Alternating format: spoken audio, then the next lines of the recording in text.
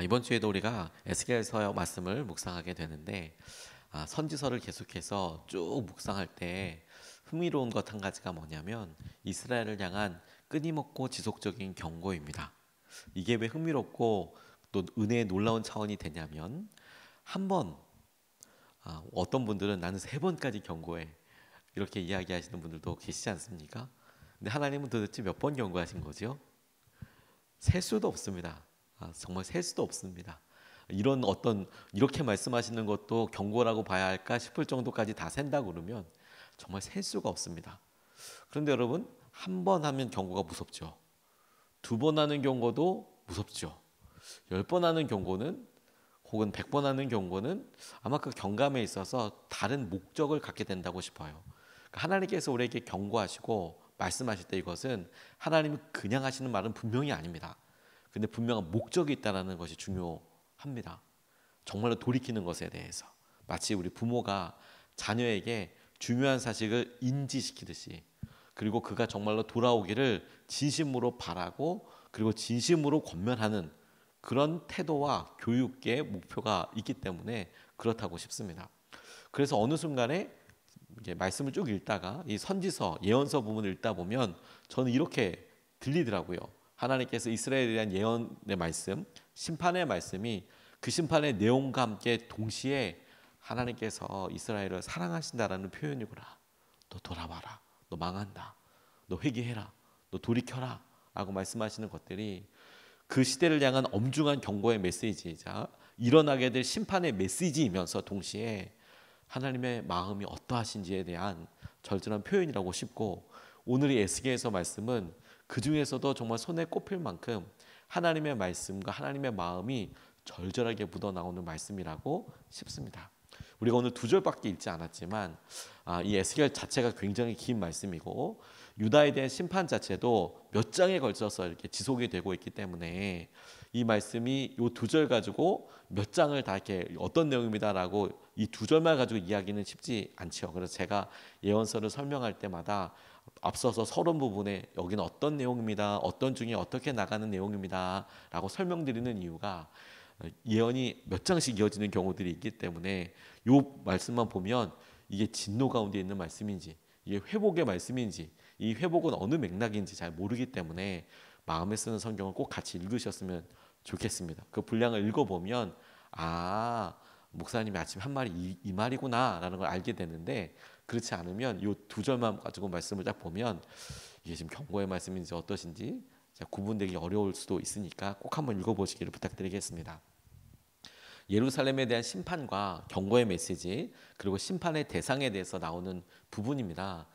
하나님께서 에스겔을 통해서 지금 바벨로니아에 있는 에스겔을 통하여 예루살렘에 있는 이스라엘 백성들을 향한 경고의 메시지와 또 이 사람들이 연결되어 있지 않겠습니까? 바벨로니아에 있는 사람들이 예루살렘에 있는 사람들과 소식을 접하기도 하고 또 여러모로 연결이 되어 있는데 동시에 선포되는 하나님의 경고의 메시지라고 싶은데, 오늘 이 심판의 대상, 누구누구에게 심판이 있을 것이다 라고 이야기할 때 대상으로서 흥미로운 것은 선지자도 있고 제사장도 있고 고관들도 있고, 그리고 이 땅에 여기서 예루살렘에 살고 있는 땅의 백성들까지도 심판을 받게 될 것이다 라는 이야기가 계속 이어지면서 마지막 오늘 이 2절이 등장해요. 이스라엘 땅에 살고 있는 예루살렘 땅에 살고 있는 사람들이 심판을 받게 될 것이다. 제일 먼저 선지자, 그리고 고관들, 제사장들 뭘 했다고 그래? 그리고 고관들, 그리고 이스라엘 모든 백성들이 전부 다 심판 앞에 서게 될 것이다. 그렇게 이야기하시면서 하나님께서 말씀하시는 거예요. 하나님이 찾으시는 사람이 있었는데 니들 가운데 한 명도 없다. 선지자, 제사장 중에도 없고 고관들 중에서도 앞서 나갈 사람 중 아무도 없더라. 이렇게 이야기하시는 것 중에서 하나님의 마음이 그대로 30절에 이런 맥락에서 이어지게 됩니다. 저는 이 30절 말씀을 이렇게 묵상하면서 질문해 보게 됐어요. 하나님께서 찾으시는 사람, 그 사람을 우리도 좀 주목해 보고 그 사람이 우리인지도 질문해 보고 우리가 그렇게 되도록 결단하는 것이 중요하겠다고 싶어요. 30절 말씀입니다. 나는 그들 가운데서, 앞서 말씀드린 대로 그들 가운데서는 어떤 사람이냐면 선지자, 제사장, 고관, 이 땅에 사는 사람들. 가운데서 한 사람이라도 이 땅을 지키려고 성벽을 쌓고 무너진 성벽의 틈에 서서 내가 이 땅을 멸망시키지 못하게 막는 사람이 있는가 찾아보았으나 나는 찾지 못하였다. 고 나와 있죠. 흥미로운 점은 여러분, 무너진 성벽의 틈에 서서 찾는 사람. 우리는 느헤미야가 성벽을 쌓고 그렇게 나눈 것이 얼마나 귀한 믿음인지도 보았지만 에스겔서에서 찾았던 그 사람으로서의 느헤미야도 우리가 한번 생각해 볼 만하죠. 에스겔의 선포와 그 이야기의 말씀을 그대로 맞물려서 무너진 성벽에 서서 그 성벽을 쌓는 사람, 놀라운 하나님의 응답이기도 하지만 하는데 하나님께서 시선이 어디에 머물고 누굴 찾고 있는지를 보게 되는 것이 중요하다고 싶습니다. 이 땅을 지키려는 사람, 그래서 성벽을 쌓고 무너진 성벽의 틈에 서서 파수꾼처럼 내가 메워서서 여기는 적들 통과시켜 줄 수 없어. 내가 이 무너진 틈에 대신하게 될 거야. 이렇게 멸망시키지 못하도록 막아서는 사람이 없다. 그런 사람을 찾았다. 라고 하나님께서 말씀하십니다. 어려움 가운데서 있어도 그 어려움을 헤쳐나가려고 하는 사람을 찾으셨다는 이야기죠. 성벽이 무너지고 이 도시가 멸망하게 되는데 멸망하지 않게 되도록 앞서서 나서는 사람을 못 봤다. 근데 여러분 여기서 아주 묘한 질문거리가 하나 생깁니다. 이율배반적이기도 해요. 뭔지 아십니까? 지금 하나님께서 지속적으로 이사야, 예레미야, 에스겔 이렇게 긴 선지서를 남긴 사람들뿐만이 아니라 여러 그 당시에 활동했던 선지자를 통해서 지속적으로 모든 사람에게 꾸준히 하시는 말씀이 뭐냐면 이 땅이 망한다, 심판한다, 70년 동안 포로 생활을 한다 이 얘기하고 있지 않습니까? 근데 지금 주님이 누굴 찾으셨다고요? 안 망하게 하도록 노력하는 사람을 찾으셨다는 거예요. 이상하지 않습니까? 하나님께서 멸망시키신다고 얘기했다니까요. 그런데 멸망시킨다고 말씀해 놓고서 하나님께서 찾으셨던 사람은 정작 어떤 사람이냐면 안 망하게 해달라고 혹은 안 망하도록 찾는 사람을 노력하는 사람을 찾으셨다는 거예요. 이 본문 말씀이. 그러니까 독특하죠. 제가 에스겔서를 말씀을 이렇게 쭉 통독하고 묵상하면서 주목하게 된 게 지금 맥락으로는 하나님께서 계속해서 심판하고 말씀하시고 경고하신 대로 그렇게 이루시겠다고 이야기를 하고 계시는데 정작 이제 분노를 쏟아버리시고 그럴 때 보니까 아니 그렇다고 해서 아무도 그 사이에서 하나님 이 땅을 멸망시키면 안 됩니다. 하나님 구해 주십시오. 이 도시를 구해 주십시오. 그런 사람이 없었다라는 거예요. 애쓰는 사람을 찾으셨다는 거예요. 그 가운데. 저는 여기에 하나님의 분명한 계획과 마음이 드러난다고 싶어요. 여기 하나님의 마음이 드러나는 겁니다. 하나님의 본심은 이들이 하나님께 매어 달리고 하나님과 사람들 사이에서 기도하고 그리고 최선을 다하는 사람을 찾고 계세요. 이것이 하나님의 뜻과 마음 그리고 어느 것 하나도 저는 배치되지 않는다고 생각합니다. 아니 이 땅에 하나님의 말씀과 약속대로 공의대로 심판하시겠다는 말씀과 그 선지자들이 그런 말씀을 주신 것도 되게 놀랍지만 그렇다고 해서 그러니까 세상에 망할 거야. 그러니까 에이 모르겠다. 나는 우리들끼리 살고 나는 우리들끼리 나만 잘 되면 되고 요즘 우리가 유튜브에서 본 몇몇 사람들처럼 그래 하나님 오실 날에 대해서 내가 준비하고 그래 좋겠다라고 생각을 하면서 동시에 그런데 내가 그것만 가지고 준비하고 이렇게 가는 사람들이 아니라 이 땅의 어려움과 삶을 놓고 하나님 앞에 그리고 사람들 사이에서 기도하고 최선을 다하는 사람 하나님께서 찾고 계신다. 이 말은 여러분 이 세상이 무너지더라도 그것을 막아서는 사람은 그 자리에서 하나님의 열매를 맺을 거예요.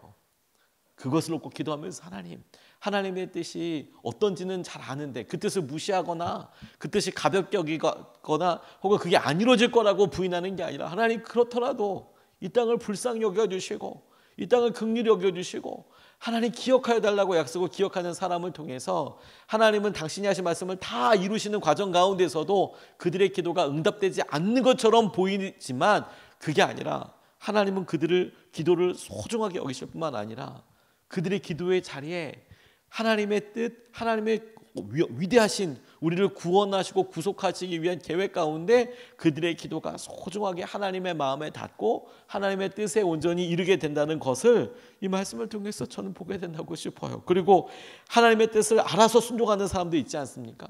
또는 알지만 그래도 애처롭게 기도하는 사람은 어느 쪽이어도 열매를 맺게 될 거라는 거예요. 그 기도하는 사람은 그렇게 매달리는 사람은 하나님께서 은혜를 보게 된다는 겁니다. 그리고 여러분 이 모습은 당시에 예레미야 때에 형편없이 활동했던 선지자들, 오늘 에스겔이 선지자, 제사장, 고관 얘기할 때 선지자와 제사장, 가짜 선지자, 거짓 선지자, 제사장이지만 돈만 먹고 이렇게 하는 사람들에 대해서 경고하시고 심판하실 때에 그들이 그냥 막연하게 아니야 하나님 뜻을 알지도 못하면서 하나님께서 우리를 지켜주실 거라고 생각하는 거짓 선지자들에게도 경고가 되는 것이죠.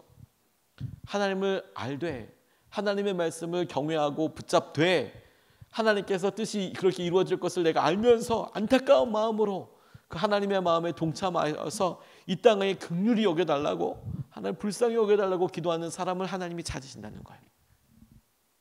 우리가 그런 사람이 되었으면 좋겠습니다. 그리고 두 번째가 자연스럽게 이어지는데, 하나님께서 분노를 쏟으신 이후에 하나님께서 찾으셨던 사람이 없었기 때문이라고 이야기하시면서 그들의 행실이라고 나와 있는 표현이 우리가 이렇게 해석을 한다면 새로운 의미로 다가올 수 있겠다고 싶어요. 하나님이 찾으시는 사람이 하나님의 뜻이 무엇인지 알지만 망해가고 무너질 것이라고 생각한 이 땅을 향하여 하나님 앞에 기도로 서는 사람이라고 이야기할 때 그들의 행실은 전혀 다른 의미가 돼요. 우상 숭배 혹은 거역뿐만이 아니라 새로운 의미 한 가지를 갖습니다. 30절 31절 말씀입니다. 나는 그들 가운데서 한 사람이라도 이 땅을 지키려고 성벽을 쌓고 무너진 성벽의 틈에 서서 내가 이 땅을 멸망시키지 못하게 막는 사람이 있는가 찾아보았으나 나는 찾지 못하였다. 그래서 찾지 못하였기 때문에 그래서 나는 그들에게, 그들이 누굽니까? 선지자, 제사장, 고관, 이 땅의 백성들에게 내 분노를 쏟아 부었고 내 경노의 불길로 그들을 멸절시켰다. 나는 그들의 행실을 따라 그들의 머리 위에 갚아주었다. 나 주 하나님의 말이다 라고 나와 있습니다. 그들의 행실대로라고 이야기할 때 이 행실은 분명히 이스라엘 백성들이 우상 숭배하고 하나님을 의지하지 않고 이방신들과 여러 사람들에 대해서 다 환영하고, 하지만 정작 하나님의 말씀을 무서워하는 사람은 아무도 없었다, 그들의 행실을 말하는 것이지만 30절과 이어서 31절에 말씀하시면 그들의 행실이라는 말에는 이런 부분도 분명히 존재한다고 싶어요. 어떤 부분이냐면 하나님이 분노하시고 당신의 진노를 쏟아버릴 수밖에 없었던 분노 중에 하나는 이 땅이 하나님의 뜻대로 멸망하고 있다는 것을 알면서도 기도하지 않고 방관하고 있는 사람들도 그들의 행실에 들어간다는 거예요. 이게 우리에게 되게 무섭고 혹은 우리의 정신을 번쩍 차리게 하는 부분이라고 생각이 듭니다. 다른 여러 선지자들이 당시에 가지고 있었던 삶의 시대의 패역함을 놓고 이렇게 악한 시대다, 소돔과 고모라 같다, 그렇게 외치면서 그들의 행실에 대해서 하나님께서 심판하시고 그들의 행실을 하나님께서 멸하실 것이라고 이야기하는 거 저희 다 그렇지, 아멘, 그렇게 되겠지, 다 수긍이 되죠. 근데 지금 에스겔이 주목하고 있는 것은 무엇이냐면 그들 가운데 한 사람도 나라와 멸망하게 될 것을 놓고 찾아 나서는 사람이 없더라. 하나님 앞에 그들의 행실을 보고 하나님께서 진노를 쏟으셨다. 근데 그들의 행실에 보니까 당연히 우상 숭배나 이런 것들도 들어가지만 이런 여러 시대와 상황들을 보고 하나님께서 하시는 말씀들에 대하여 온전히 참여하지 않고 순종하지 않는 사람들도 포함하는 것이죠. 그러니까 여러분, 마치 여러분 이 말은 하나님께서 모르는 사람, 하나님에 대해서 무의식하고 무관심하고 하는 사람들에게 아니라 하나님 앞에 어느 정도 나와서 하나님 앞에 믿음으로 고백하고 있는 사람들을 향하여서 특정하여 말씀하시는 것과 같은 그런 의미를 갖는다라고 싶어요. 이거 놀랍지 않습니까? 저는 이것 때문에 말씀을 다시 한번 계속 이렇게 생각해 봤습니다. 방관하며 있었던 것, 그게 많은 사람들이 보였던 행실입니다. 실제로 패역한 사람도 있었지만 방관하고 있었던 것, 자기 책임 아니라고 생각하고 있었던 것. 근데 하나님께서 행실을 따라 그들의 머리 위에 갚아주시겠다고 하시니 하나님의 분노가 보셨던 그런 행실 중에서, 분노로 보셨던 것 중에 많은 사람들은 그냥 가만히 있었던 것들 때문에 그들이 당한 여러 일들을 아파하고 마음으로 겪게 되게 될 거라는 거예요. 이거 너무 무섭지 않습니까? 제가 마틴 루터 킹 주니어 목사님 관련된 여러 글을 읽다가 이런 내용이 오늘 본문 말씀과 함께 생각이 났습니다. 그가 죽기 전에, 암살되기 전에 사람들이 그에게 실수라고 생각했던 것은 없었냐, 이런 이야기를 물었대요. 지금 그런 흑인 해방 운동을 놓고 흑인들이 그렇게 인종차별 당하는 것을 놓고 당신이 나서서 그런 일을 하고 있는데 그런 일을 할 때 실수라고 생각되는 것은 없었냐, 후회되는 건 없냐, 이런 걸 물어봤더니 이런 이야기를 했다는 겁니다. 마틴 루터 킹 주니어 목사님이 제가 저지른 실수 가운데 가장 뼈아픈 것은 우리의 동기가 올바르기 때문에 남부의 백인 목회자들이 크리스천 양심의 도전을 받아 우리를 도우러 일어설 것이라고 믿었던 점이었습니다. 무슨 말이냐면, 아니 당연히 하나님께서 성경 말씀에 이야기하신 대로 피부 색깔이 무슨 상관이 있어요. 하나님 앞에 다 똑같죠. 남자 여자가 무슨 차이가 있어요. 하나님 앞에 똑같은 자녀고 백성이잖아요. 근데 피부 색깔이 다르다는 것 가지고 이렇게 얘기하니까 자신의 동기가 올바르기 때문에 남부의 백인 목회자들도 그래 성경 말씀에 그렇게 쓰여 있잖아 이렇게 나설 줄 알았는데, 백인 목회자들이 우리의 정의로운 동기를 백인 권력층에 전달할 것이라고 생각했다는 거예요.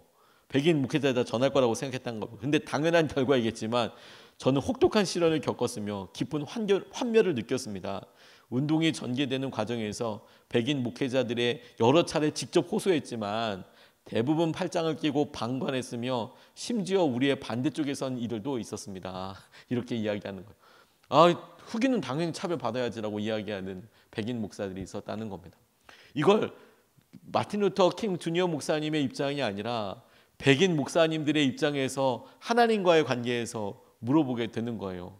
감히 하나님 나라에 갔을 때 하나님께서 그들의 죄를 안 물으시겠냐는 거예요. 몰랐을 때는 그렇다고 얘기하지만, 너희들이 기회가 없었다가 오케이, 그것까지도 어떻게 봐준다고 하지만, 아니 직접 나서서 이야기하는 사람들 앞에 너희들이 그렇게 방해까지 하는 것이 말이 되냐, 방관하는 게 말이 되냐라고 하나님께서 말씀하시지 않으시겠습니까? 하나님께서 우리를 기도의 자리로, 하나님의 마음 앞에 서서 이 땅을 위하여 기도하는 사람으로, 우리 교회의 안타까운 여러 일들과 상황들을 당한 성도들을 위해서 기도하는 자리로 우리를 부르시고 우리를 지켜보고 계세요. 그리고 우리가 마땅히 오늘 그런 마음을 갖고 살아야겠습니다. 하나님 이 땅을 보고 계시지.